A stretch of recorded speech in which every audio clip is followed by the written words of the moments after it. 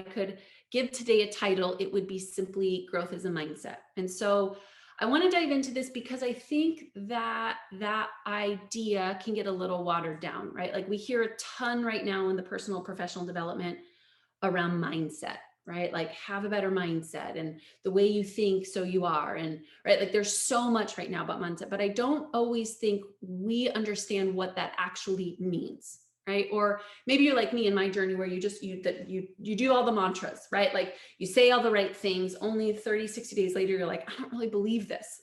Right. Or at some level you're on this like roller coaster. Anyone ever been there where you're like, good day, bad day, love myself, can't stand myself, this is awesome, no, it's not. And we're just like on this roller coaster of a mindset, right?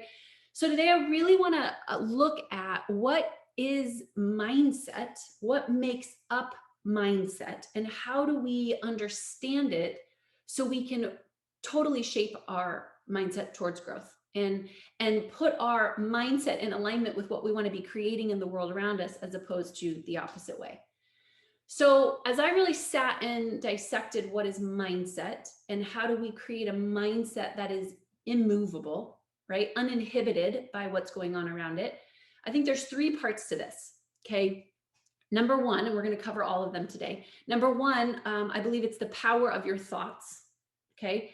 Number two, it's the power of your attention. And then number three, it's the power of your awareness. Okay. Power of your thoughts, power of your attention, and the power of your awareness. Okay. So let's unpack each one of those for a second. Let's look at power of your thoughts. Even the Bible, Proverbs 23:7 says, as a man thinks, so he is. Right. Or one of my favorite quotes that says, if you knew the power of your thoughts, you would never think another negative thought a day in your life. Like how many of us know that's true? How many of you know that your negative thoughts can ultimately be the thing that don't get you out of bed? Could be the thing that ruins a conversation, that your thoughts are ultimately the thing that actually sabotage good behavior, right? Like our thoughts are so powerful, and all of us know what those negative thoughts feel like, right? And yet, how many of us have some crazy head trash going on? Anyone want to? Or the roller coaster. So good, not so good. So good, not so good. Or we just hide it. Everyone's like, how you doing? You're like, fine. Fine, not fine. I'm not fine. Things are not fine, right? So what we're trying to do here is to go, okay, so there's something that we still don't know about mindset. And that's what we're going to look at today, because the power of our thoughts are way too powerful for us not to understand this. Okay. So how many of you know that you have thoughts, but you're not your thoughts? Right? You have thoughts, but you're not your thoughts. But how many of us identify too much with our thoughts? Like if we have a thought, it must be true. Far too many, right? Far too many of us have biases and opinions. And even though they might be true to you, are they true? I mean, it's up for debate, right? So what we have to understand is that, okay, why then do our thoughts feel so real? Even though I can have thoughts without them actually being true, right? Like, I don't like dark chocolate is gross. Well, that might be true for me, but that doesn't mean it's true for Josh, right? Or I could say, white wine is sweet. That might be true for me, but not for Sarah. She's like, I love white wine, right? So again, our thoughts aren't necessarily true, but why do our thoughts feel so real?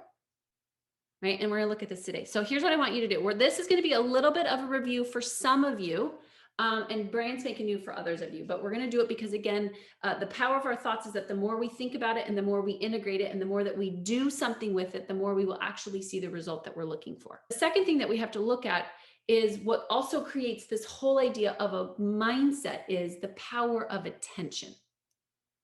Okay, so we see the power of our thought is because of the pattern it runs. That's the power of the thought. Now we have to look at the power of our attention. Okay, the power of attention. What do I mean by attention? Another word for this might as well be focus, right? In big letters, focus. There are things that all of us are focusing on. It's what we're watching, it's what we're looking at, and ultimately it's what we're giving our life to. Our attention and our focus is based upon the things around us. Okay. And so then we would go, okay, well, what does that mean? How do we choose what we're giving our attention to? How do we choose what we're giving our focus to? Sometimes it doesn't always feel like we choose it. This is why that awareness is going to be key, and we're going to talk about that here in a minute. But generally, what's going to have our attention and what's going to have our focus is whatever is loudest, right? Like if we think about this, whatever is loudest will have my attention, and what has my attention will have my life. Okay, so point in case, if you and I, all of us are in this conversation and you are dialed in and you are listening to me, and all of a sudden out your window, a bomb goes off, where are you going to look? At the bomb, at the bomb. Why? Because the bomb's louder than me. So even though you are focused and you are paying attention here, if a bomb goes off, I'm going to look because it's louder than what I'm currently looking at. Right? It's going to draw my attention and my focus. Okay. That's the power of attention, is that what has my, whatever's loudest is going to get my attention. So this means the news, this means social media, this means my conversations, this means my boss, my coworkers, my past, my fears, whatever is loudest in my life, whatever I put around me is ultimately going to grab my attention. Some of that is something we choose. The news, I choose to turn it on. Social media, I choose to scroll. My friends, I choose who I go sit and have a beer with or drink coffee with. I choose those things, right? Those are choices. A bomb, didn't choose that, right? That's fair. So some of them are not necessarily chosen by us, but the majority of what is loudest in our lives right now is absolutely congruent with the choice that we make, the friendships we pick, the relationships we have, what we choose to turn on and turn off, what we choose to read and not read. That is what ultimately is going to be the loudest. So what that would cause us to do is to check in. And that's what we're going to do for just a minute, right? Because if I'm tuning in and turning noise up in my life, it's going to start ingraining itself in where I give my attention. And wherever I give my attention, I'm going to put my thought life. And wherever I put my thought life, I'm going to give my emotional world. And wherever I give my emotional world, it's going to drive my actions. And whatever I drive my actions doing long enough will be my results. So I want you to check in right now. We're going to take a couple of minutes for everybody just to sit and go, where are you spending the majority of your time?